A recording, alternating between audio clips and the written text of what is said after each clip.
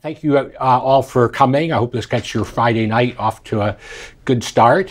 Ahmed said I assume everybody can hear me okay? Yeah, Ahmed said I should talk for 45 minutes or so and then 15 minutes of questions, and then we can have more informal discussion over the shrimp out there. If people, basically all my family and friends are really sick of hearing me talk about the Lehman Brothers bankruptcy, so I'm always looking for new people to inflict it on. Okay. All right. Now, I assume that if you were here on a Friday night, you have some acquaintance with the topic and why it's important. The Lehman Brothers bankruptcy was September 15th, 2008, so just over 10 years ago. And it was the pivotal event, in my opinion, of the whole 2008 financial crisis, which did so much damage to the financial system and the economy. An important feature of the financial crisis was that the Federal Reserve stepped in aggressively to rescue a number of financial institutions that were on the brink of bankruptcy, but were able to survive with the help of emergency loans from the Federal Reserve. So as you all probably know, the Fed rescued Bear Stearns, they rescued AIG, they lent a lot of money to Morgan Stanley, Goldman Sachs, Citigroup, on down the line. Lehman Brothers is unique. Lehman Brothers was the one major financial institution that had the experience that it had a crisis, it ran out of cash, and when it turned to the Federal Reserve for its emergency loan, the Fed officials said no. So a very important question, which has been debated for now somewhat over 10 years, is why didn't the Federal Reserve rescue Lehman with something similar to what it did for other financial institutions? And as I say, this matters because of the importance of the Lehman failure. Actually, my book is pretty narrowly focused on the question of what were the reasons for the Fed's decision not to rescue Lehman, as opposed to was it the right decision in hindsight, or would we have avoided the financial crisis and the Great Recession if the Fed had rescued Lehman? Having said that, I'd be happy to return in the questions. I'm on the side that actually thinks if Lehman had been rescued, that would have not have cured all the problems in the financial system, but there's a good chance the whole financial crisis might have been quite a bit less severe. The whole Great Recession, I think, could have been quite a bit less severe. The whole last 10 years of world economic history could have been happier. So again, that's not the focus of what I'm going to talk about, but that belief is what motivates me to think it's really important to understand why the Fed made this decision. Okay, now, again, explanations for why the Fed did what it did began within hours of the bankruptcy and continue today. And again, if you followed this at all, which you probably have, you're probably familiar with some of the things people have said. There are many journalists and others, some economists who say, some people in the financial sector who say, obviously it was all politics. After the Bear Stearns rescue and the government takeover of Fannie Mae and Freddie Mac, there was intense political opposition to bailouts. And so the Fed policymakers bowed to political opposition, and that's why they didn't rescue Lehman. There's a variation on that argument, which I've heard a number of places, which is that the Fed knew that they were going to need to rescue a number of financial institutions for the good of the economy, and given the strong political opposition, they had to make an example of somebody. So one journalist said Lehman had to die so that the rest of Wall Street could live. That once people saw how disastrous it was for Lehman to fail, that gave some political cover for the Fed then to say, we have no choice but to rescue other institutions. Now, another story, it could be that there were really very sound economic reasons for the Fed not to rescue Lehman. And the jargon here, of course, is moral hazard. So many people have said, and this was a reaction to many people at the time, many economists and journalists, it's great that the Fed took a stand. If the Fed gets into the habit of every time a bank gets in trouble, rescuing it with a loan, well, that will just encourage reckless behavior in the future.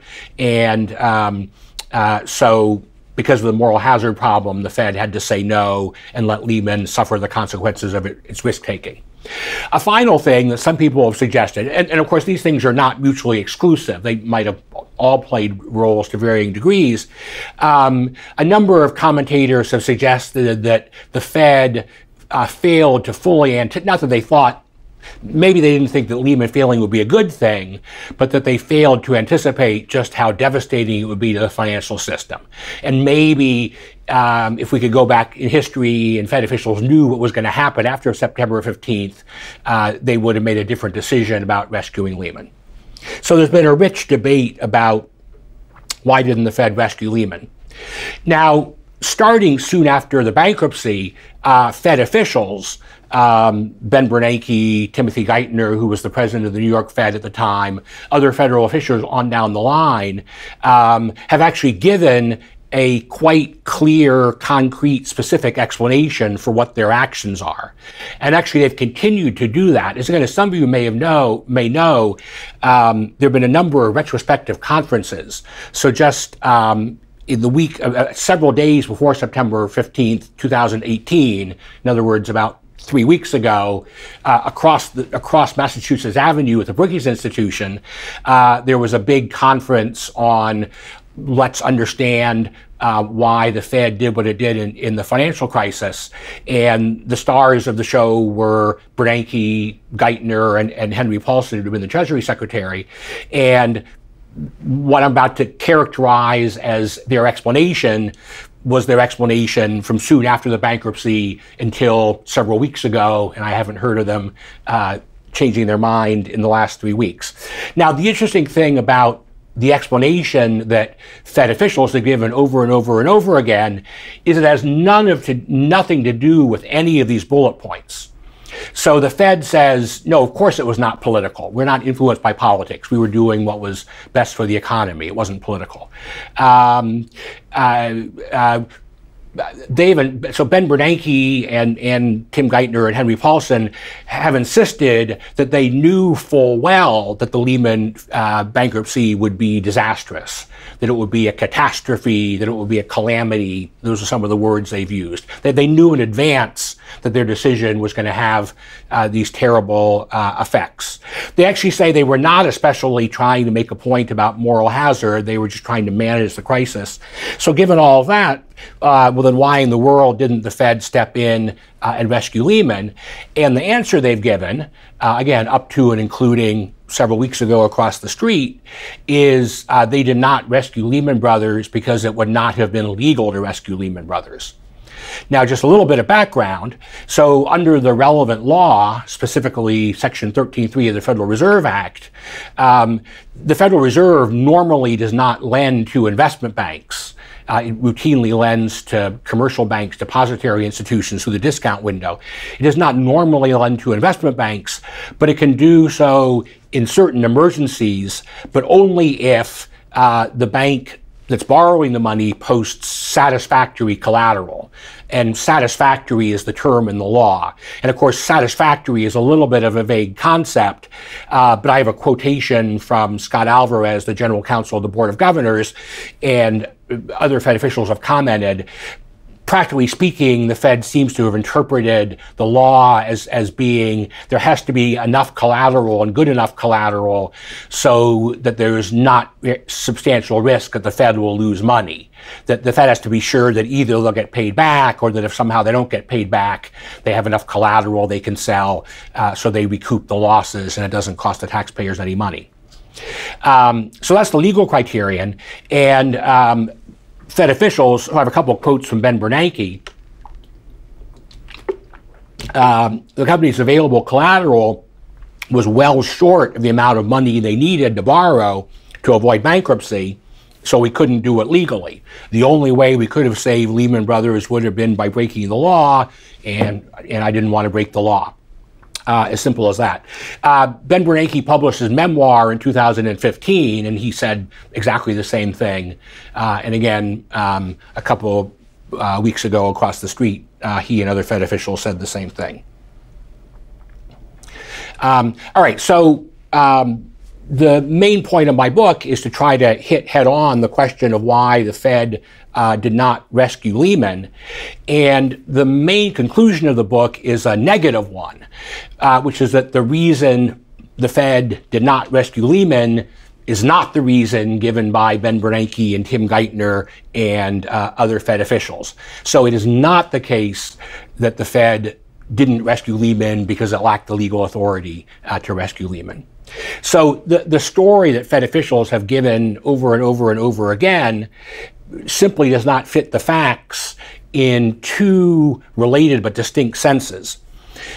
First of all, there's a voluminous record of from real time of what Fed officials were discussing in September 2008, leading up to the bankruptcy.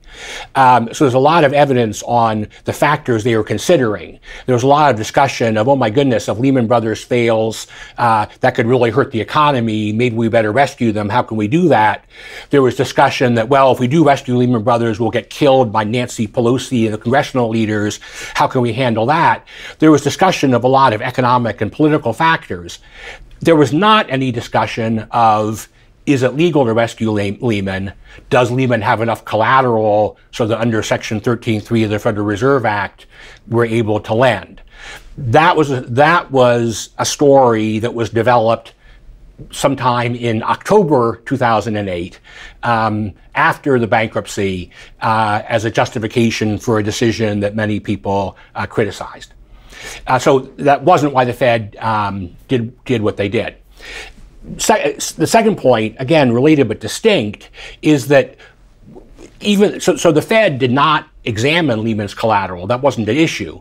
However, it's possible now to do what the Fed did not do. There's a lot of data on Lehman's finances, on how much cash they were losing, how much cash they needed to stay in operation. There are details about their balance sheets, about what kinds of assets they had that might have served as collateral for a Fed loan. And long story short, and I'll give a little more of the detail as I go through the talk, Lehman had plenty of collateral to borrow the amount of money that it needed to stay in operation. So if the Fed had actually asked, is there enough collateral, the answer would have been yes. All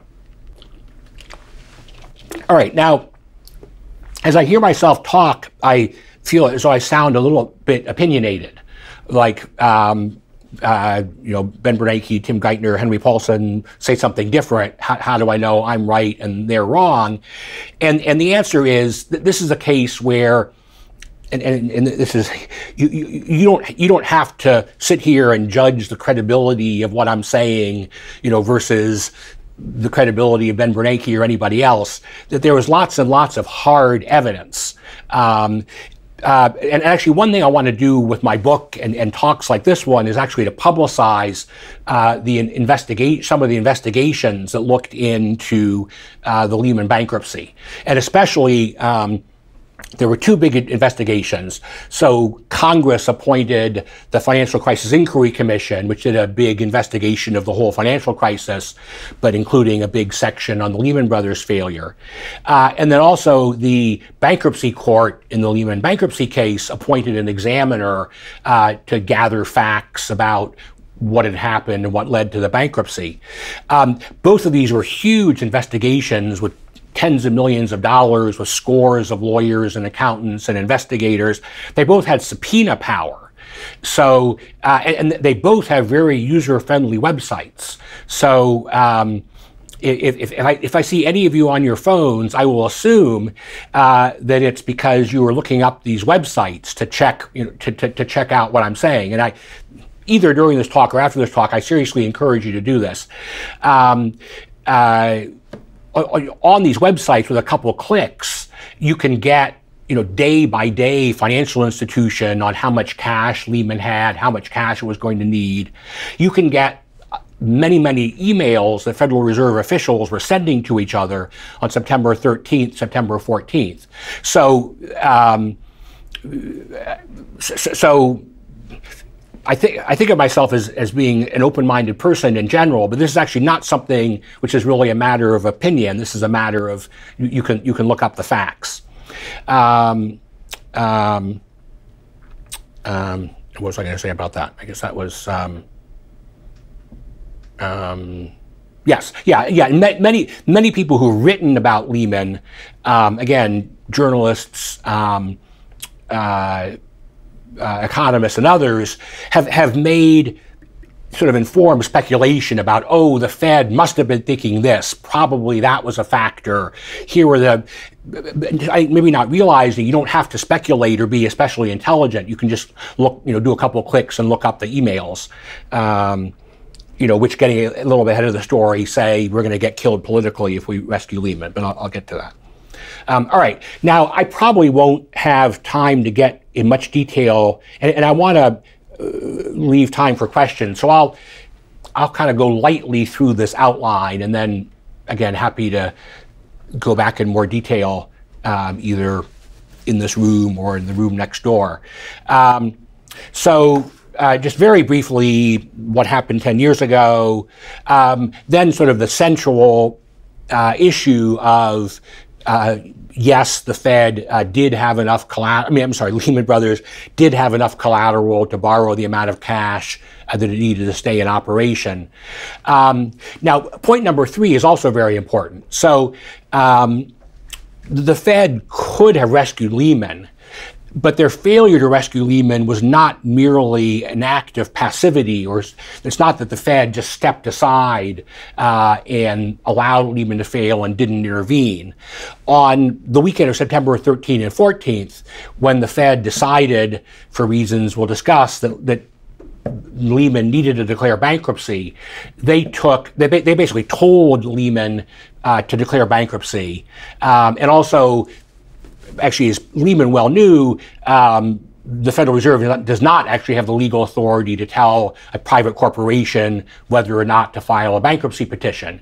But the Fed also took some very specific actions to basically make sure that Lehman would not have enough cash to operate and that they had no choice than to file bankruptcy. All right, then we'll talk a little bit about the real-time evidence on what the Fed was thinking, and then I'll talk a little bit about what Fed officials have said since the bankruptcy. And to be blunt about it, point 5 does not have a lot to do with point 4.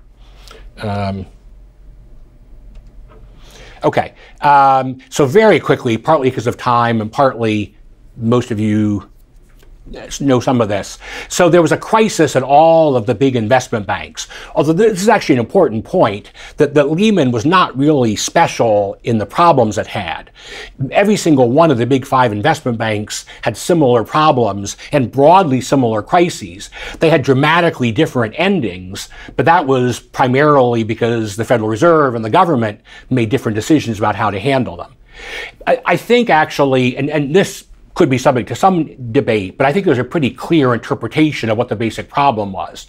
And in retrospect, 2020 hindsight, they followed a very risky business strategy.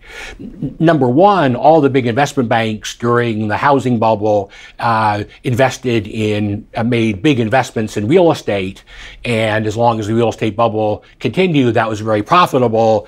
But when the bubble started deflating, the big investment banks started losing a lot of money.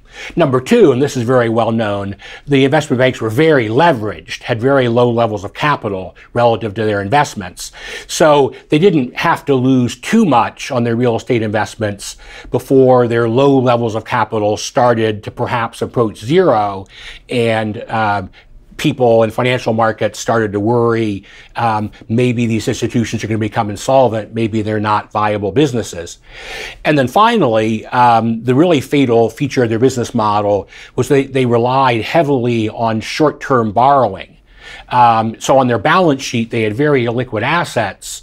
They borrowed money from other financial institutions, mutual funds, commercial banks, and so on, for very short periods, in many cases overnight.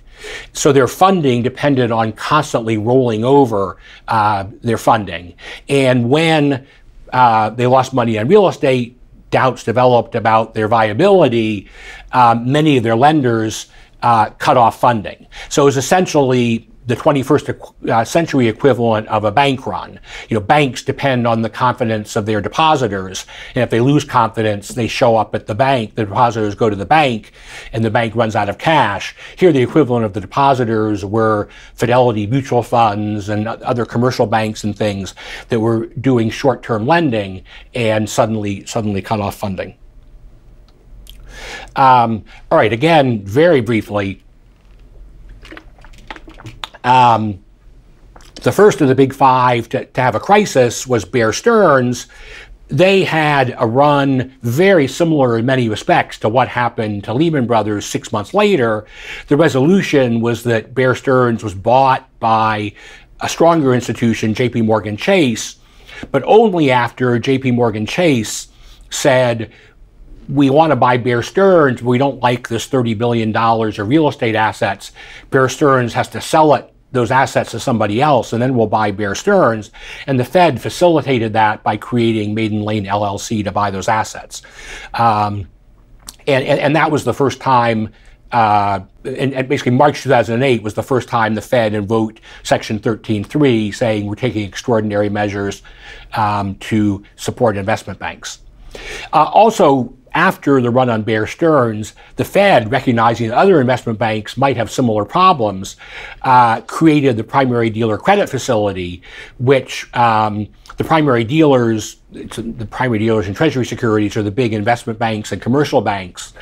And it was intended to make emergency loans to other investment banks if they had the same kind of experience that Lehman did. That Bear Stearns did. So one way to put what the Fed could have done for Lehman is that they could have used the primary dealer credit facility in the way it was intended when it was set up. All right, so September 2008, just over a year ago, the crisis explodes. September 7th, the government takes over Fannie Mae and Freddie Mac. There's, like bank runs in general, once confidence disappears, things happen very rapidly. So Lehman actually had a decent amount of cash on hand on September 10th. On September 12th, it had $1.4 billion of cash. And an investment bank, maybe for you and me, $1.4 billion, that's still real money, but in investment banking circles, that's, approximately zero or, rounding error. At 9 a.m. on Monday, September 15th, Lehman was due to make several $1 billion of payments to counterparties, and they didn't have the money. So they knew they couldn't open for business on September 15th. All right, so there's the famous weekend at the New York Fed that many of you have probably read about. It's portrayed quite dramatically in Andrew Ross Sorkin's book, Too Big to Fail. And I guess I haven't actually seen the movie, but the book actually, I think, is actually pretty accurate. It fits with everything else in my research.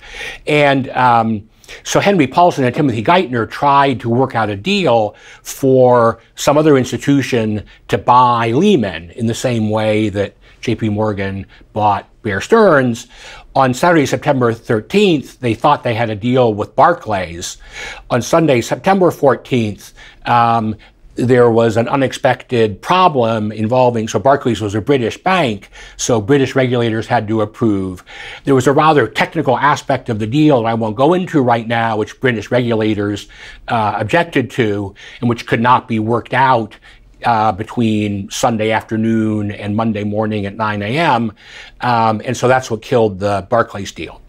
Also on September 14th, Merrill Lynch was the next one in line to have a run, but they actually were bought by Bank of America.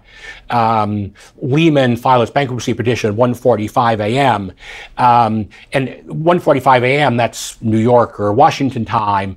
That, of course, is 6:45 a.m. in London. So it was actually their London broker-dealer that was supposed to pay somebody several $billion at 9 a.m. London time, and they didn't have it. So there was not a lot of room to spare in when they filed the bankruptcy petition.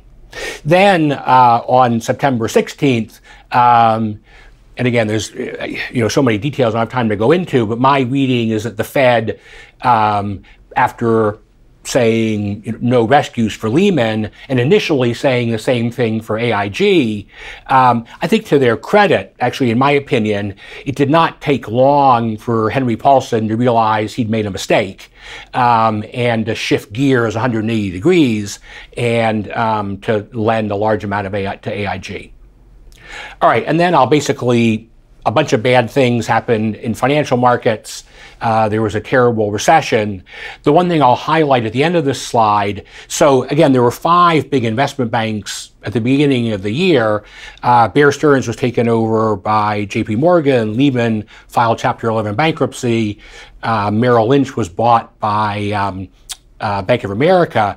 That left Goldman Sachs and Morgan Stanley. They both survived and are, prospering today, as far as I know, but with a huge amount of assistance from the Federal Reserve, basically of exactly the type that was refused to Lehman Brothers.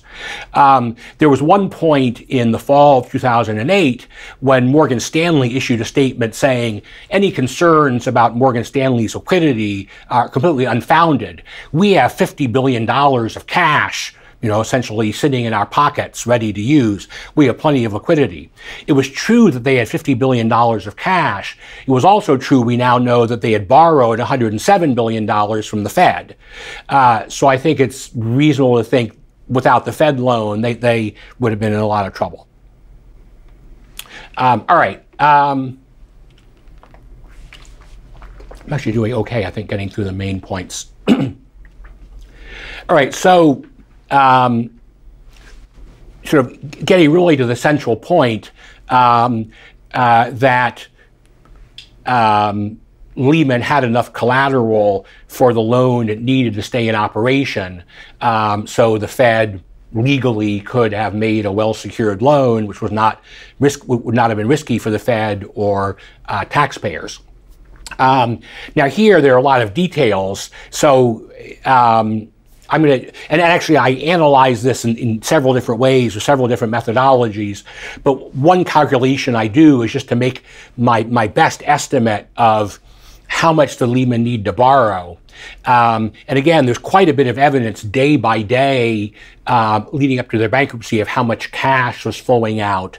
There were detailed projections made by Lehman and others of what was going to happen in the next few weeks if they stayed in operation. And I come up with a number of $84 billion, something like that they would have. $84 billion is some people might think of as a lot of money. Again, Morgan Stanley borrowed $109 billion. AIG borrowed $85 billion on September 16th, and then several tens of billions of dollars going forward in the rest of the fall. It's actually pretty straightforward to look at Lehman's balance sheet and count up what assets they had, which were not otherwise encumbered, and they had at least $114 billion of assets that were acceptable collateral according to the rules of the primary dealer credit facility. So again, if the Fed had just given them unrestricted access, say bring your collateral to the primary dealer credit facility, even with substantial haircuts on the assets, they would have been able to borrow the money they needed. Now, obviously, I don't have nearly time to go through these calculations. Let me give you sort of one piece of information that maybe will give you some intuition about why you should believe these numbers. And that's the following.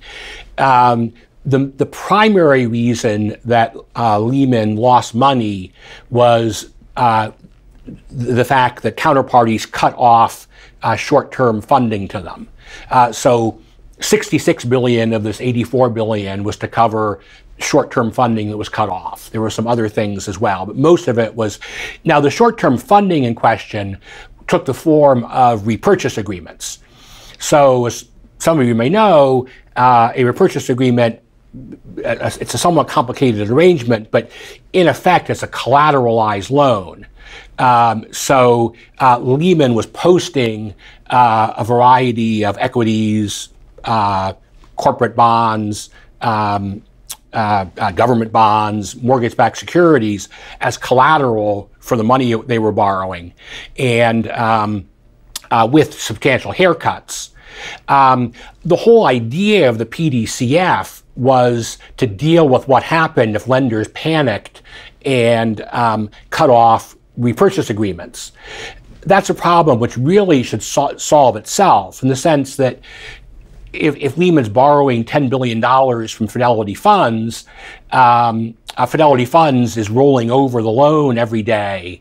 It has $11 billion of Lehman's collateral. One day, Fidelity Funds can say, we want our $10 billion of cash back.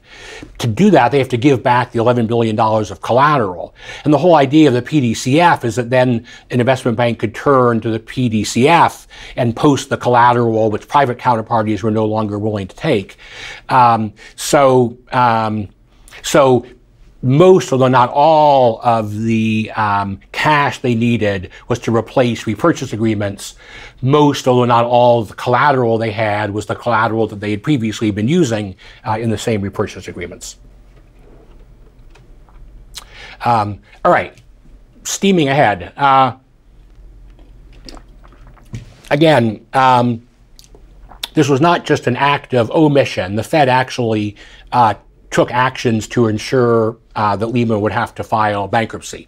And again, this is actually, I don't know how many of you read the Too Big. I actually don't know. I won't vouch for the movie. I mean, if it's like any other movies, it's probably adds a lot of stuff that isn't true. But the book is really quite accurate in the sense that every time I found other sources that talk about the same meetings or the same issues, it always matches up. So Andrew Ross Sorkin in Too Big to Fail quite dramatically describes the meeting on Sunday afternoon, September 14th, when Federal Reserve officials called Lehman executive and lawyers down to the New York Fed and said, we've decided you need to declare bankruptcy by midnight tonight.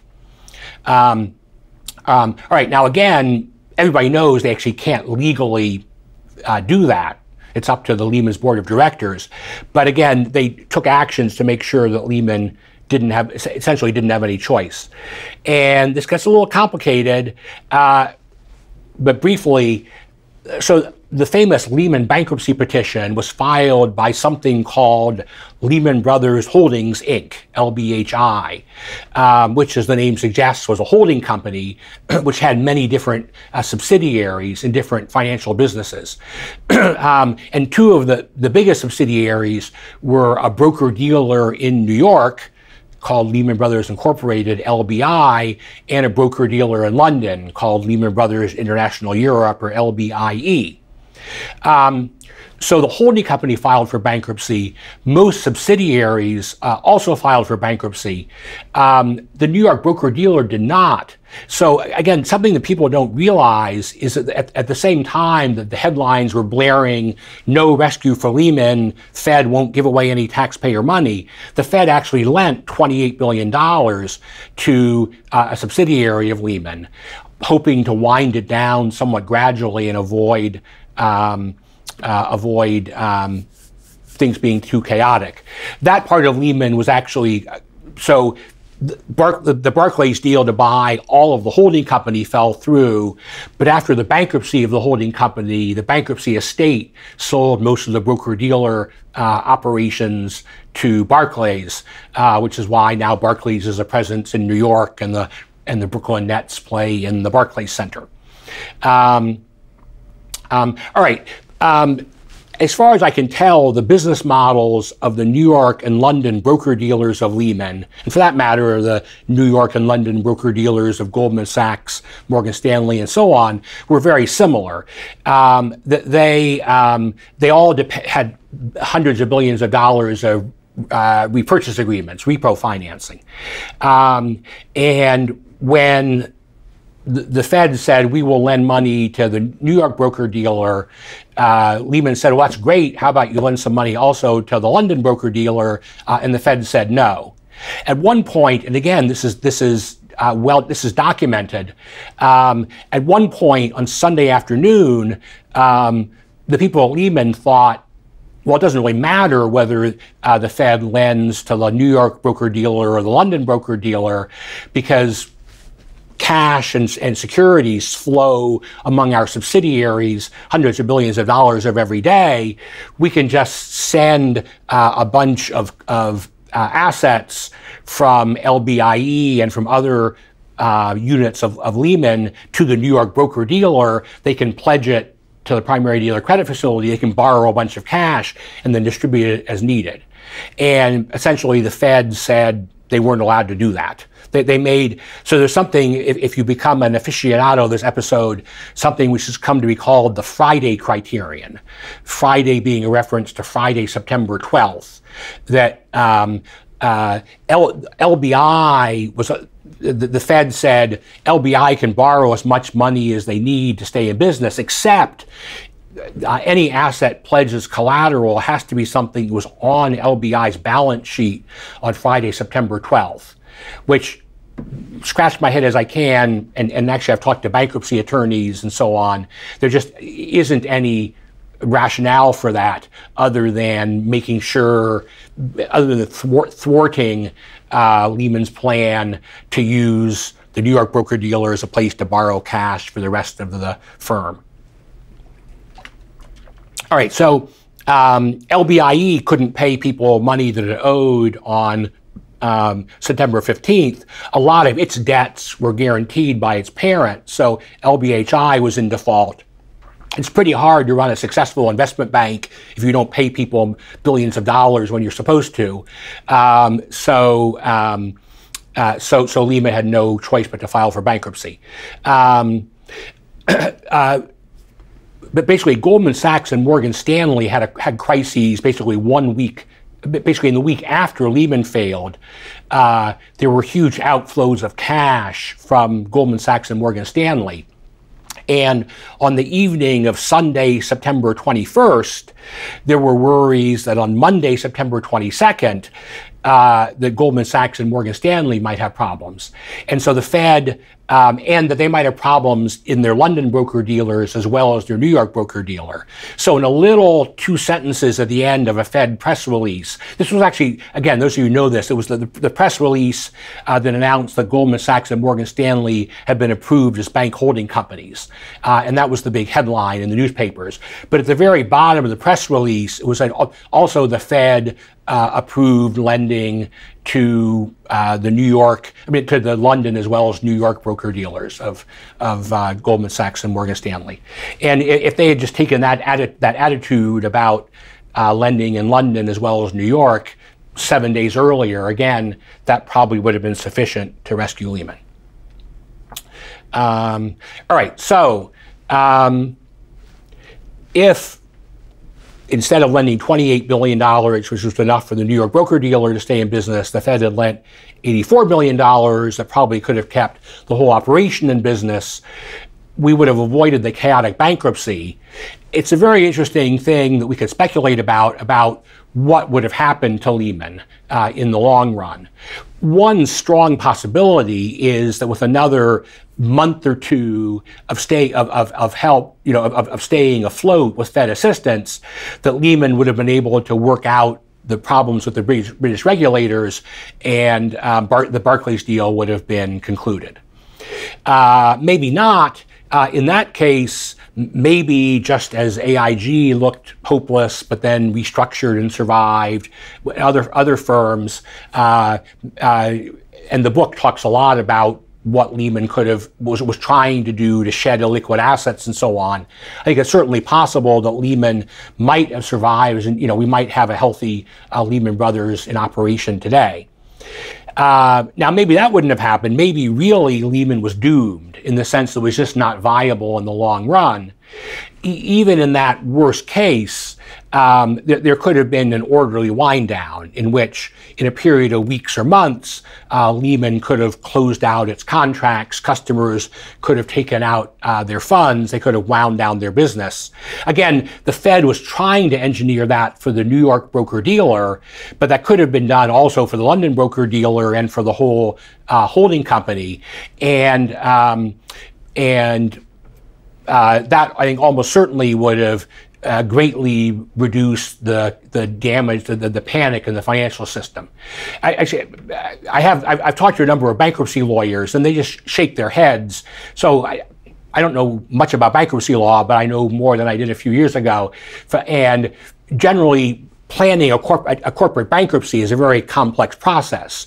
Typically you spend months and you line up your debtor and possession financing, you put together all your first day motions, you have a whole plan, and then you go into court and start implementing the bankruptcy in a way to make the bankruptcy proceedings as smooth as possible and as undisruptive as possible.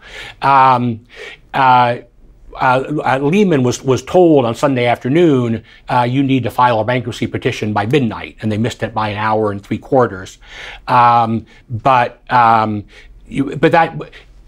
that would be, viewed as crazy for any kind of corporate bankruptcy, given that Lehman Brothers has $600 billion of assets, and previously the largest corporation in the U.S. ever to file a Chapter 11 bankruptcy petition was WorldCom with $100 billion of assets. And actually, I'm to some degree, I hear myself quoting Harvey Miller, who's now deceased, but was the head bankruptcy lawyer for Lehman Brothers, was quite furious about how his client was treated by the Fed, and would emphasize that it's ridiculous that by far the largest bankruptcy in U.S. history, had a matter of hours to produce the bankruptcy petition. And again, I talk in the book about some of the specific things that could have been done to reduce the damage of the bankruptcy. But let me try to take maybe 5 more minutes, because some of this is kind of interesting. So, all right, so why didn't they rescue Lehman? Again, what I really want you to believe is that the reason it was not lack of legal authority or lack of collateral. There's some room for debate about what were their real reasons, But as far as I can tell, it was indeed quite political. And this is not at all original. Again, many people, actually, I've gotten some reactions to my book of, why would you waste 4 years of your life proving something that everybody knew was true already? Obviously, it was all, nobody believed. But there is a lot of evidence. So the decision for Lehman, that Lehman had to declare bankruptcy, was made primarily by Treasury Secretary Paulson. Actually, under the law, the Federal Reserve, Ben Bernanke and Tim Geithner and other Fed officials were the ones with the authority to decide whether Lehman should declare bankruptcy. Legally, the Secretary of the Treasury had exactly the same role as the Secretary of Agriculture or the Mayor of Washington or Frank Weiss, the director of the AAP program in applied economics. It wasn't really legally any of Henry Paulson's business, but he went to the New York Fed on the famous weekend and started telling Tim Geithner what to do, and Tim Geithner did what he said. And it's pretty clear that Secretary Paulson was very worried about politics. Actually, because the politics is interesting, and actually Andrew Ross Sorkin does a good job on this.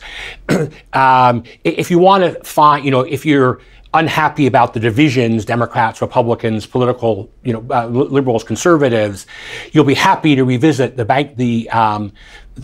financial crisis, because the one thing everybody agreed on was we can't have any more bailouts. There were somewhat different reasons depending on your political point of view. Bernie Sanders said, this is welfare for the rich. This is taking money from taxpayers and giving it to greedy fat cats on Wall Street who've done these reckless things. people on the more conservative side, it was more, this is a step towards communism. This is the government taking over the banking system. This is interfering with free markets. But everybody along the spectrum, the two presidential candidates, Barack Obama and John McCain, both issued very stern statements after, I believe, after the Fannie Mae and Freddie Mac takeovers, that we have to stop this nonsense of putting up public money. And it's pretty clear that this influenced Paulson. He's widely quoted as saying, I can't do it again. I can't become Mr. Bailout. He was probably more worried about his conservative friends who thought he was interfering with markets. I don't know if he cared that Bernie Sanders thought he was giving away money to fat cats, but I don't know. And again, this is, you can find this on the relevant websites. This isn't Henry Paulson directly, but this is his chief of staff sending an email to his press secretary, and you can read it, and that speaks for itself as far as what was foremost in their thinking. All right, an additional factor is that it's clear that neither Paulson nor Fed officials fully anticipated how bad the effects of the Lehman bankruptcy would be. And again, I'm afraid this is a case where what's been said in the last 10 years, which is Fed officials saying we knew this would be a catastrophe, does not fit the real-time record. Just by coincidence, September 16th, in the morning, Tuesday morning, was a regularly scheduled meeting in the Federal Open Market Committee, which happens every 6 weeks. So we can actually, and the transcript of that was released 5 years after the meeting happened. We can read that. And that was in the very narrow window of time after Lehman had failed, but before AIG was rescued. And long story short, you can, again, I encourage you to read that transcript. There's discussion about strains in financial markets. We need to monitor this, think about what actions we might want to take. But there's certainly no sense that a calamity has occurred. And the meeting ends by saying there are balanced upside risks to inflation and downside risks to unemployment, and it would be premature to adjust the federal funds rate at this point. All right. I'm going to cut this short. And again, so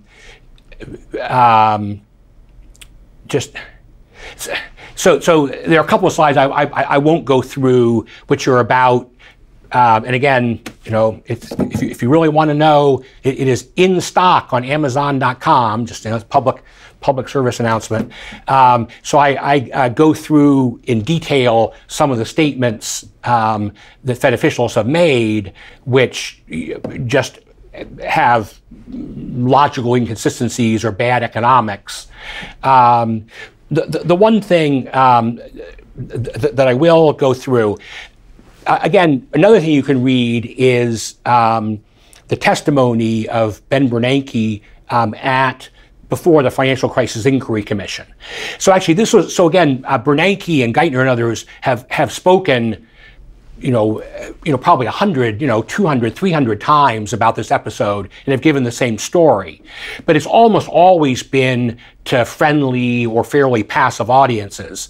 Actually, you can watch the video of the Brookings Institution event a few weeks ago, and it's basically, please explain to us how you were so brilliant to do these heroic things.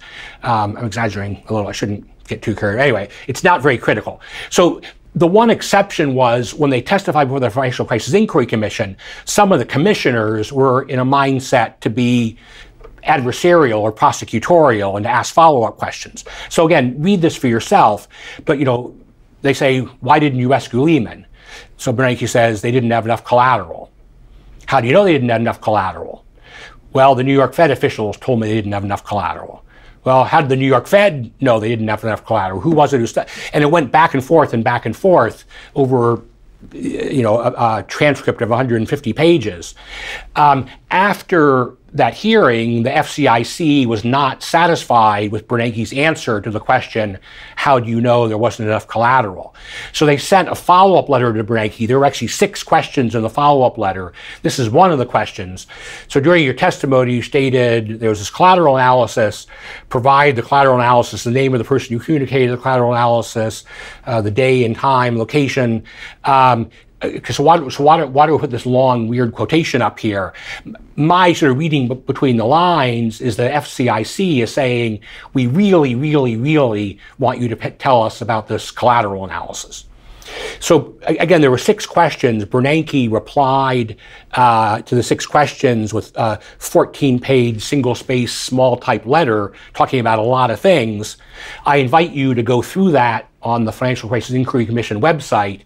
I quote in full the passage that is responsive to this question about the collateral analysis. And as far as did the Federal Reserve live up to the standards of transparency that they say they have in this episode and explaining what was going on with Lehman, I think that response speaks for itself. So let me stop there.